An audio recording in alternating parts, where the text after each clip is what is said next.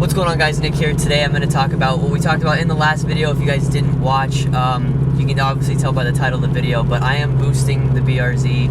I'm going to go over everything that's going to happen to the car, when it's all going to happen, and what we should expect from the car afterwards. So I'm going to get started, and first we're going to talk about the kit that I got.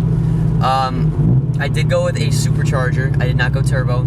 I'll probably do a video down the road once the Supercharger is done onto why I didn't get a turbo. But I did get a Supercharger. It is the Jackson Racing C38 Supercharger, and I went with that kit for a couple reasons. Okay, reason number one that I went with the Jackson Racing is it's a very reliable kit. If you go on any of the Supercharger forums for the BRZ or FRS, it's one of the most reliable kits out there. There's not a lot of problems with it, and it's a pretty straightforward kit.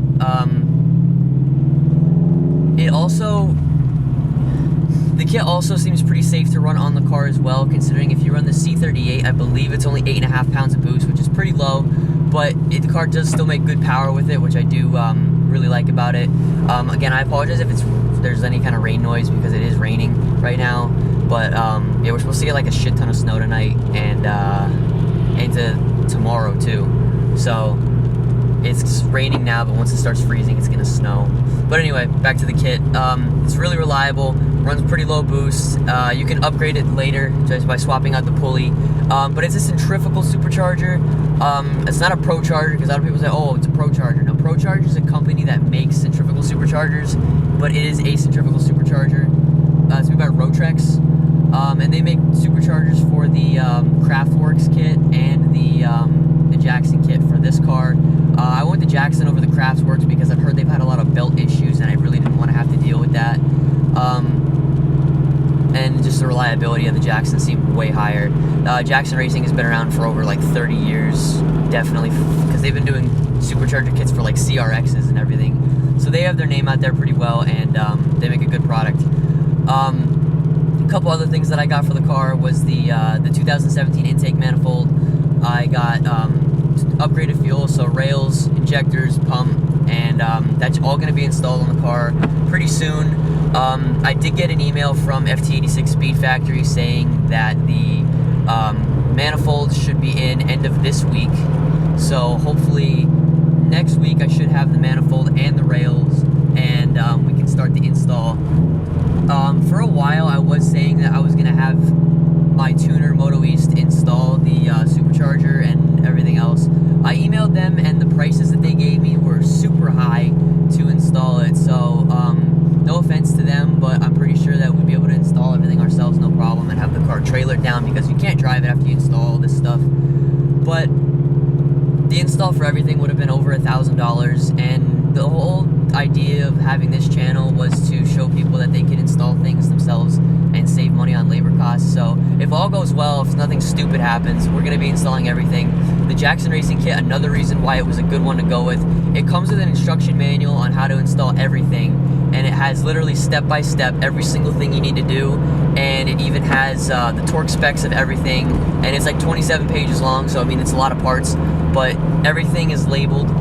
Every box that you get is labeled, and it has all the parts in it that you need, so that's another good reason why I went with the Jackson. So once those parts come in, we should have everything installed. Now, I don't know for sure on this, but everything should be installed by end of February, and hopefully we can schedule to get the car tuned in March. That's just a guess of mine. But that is what's going to be happening with the car. If you guys have any questions about anything I bought, you can leave it down below, and I'll try to answer you the best I can. They had a deal on the Supercharger. It was 3% off, which 3% of $4,100 is a decent chunk. But I've been, as you guys know, I don't know if you guys know, but I've been saving for this for quite a while, and this year I actually was saving really hard to get it, so I didn't really buy too much for my car, but I was saving pretty hard to get this, and it's here now, and we're gonna have it done on the car. So any kind of power numbers that I'm expecting to get out of the car, I'm not gonna like. Power's always tough because you never know what the car's gonna end up doing.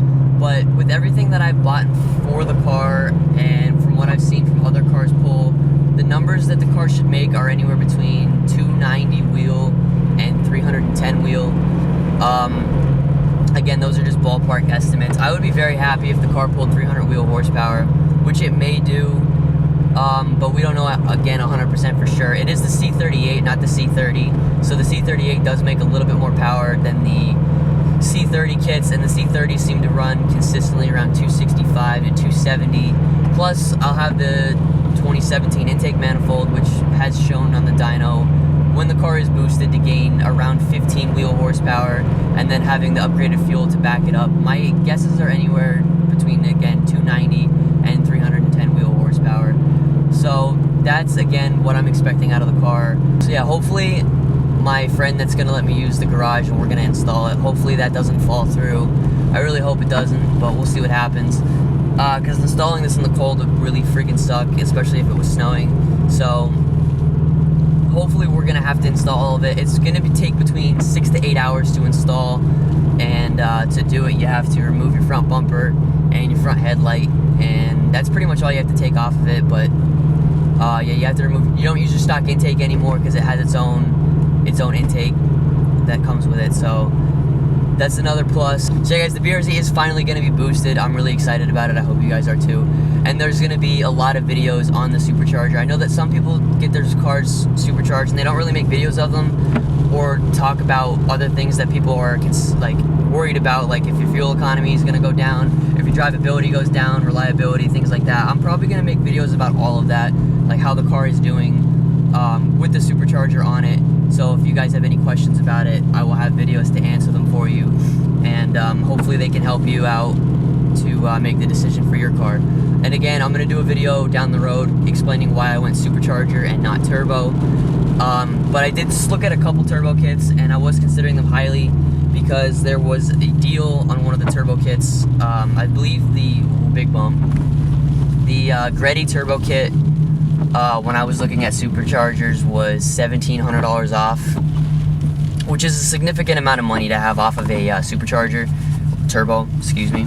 But I did still want to go with the Supercharger. I've been looking at this one for a while. I originally was looking at the Innovate Supercharger, or the Sprintex, whatever you want to call it, but after seeing some of the numbers it put out and the cost that you pay for it, I wasn't really sold on that kit anymore, although it did sound really cool. That was probably the coolest sounding Supercharger kit they have for this car, is the Innovate and the Sprintex, because it whines so loud. But for cost to power that you get out of it, it's really not worth it, in my opinion anyway. I mean, if you have that Supercharger kit and you love it, good on you, but that's not the kit that I would end up going with. So yeah, Jackson Racing Supercharger kit is what we went with. It's going to be going on the car shortly, hopefully.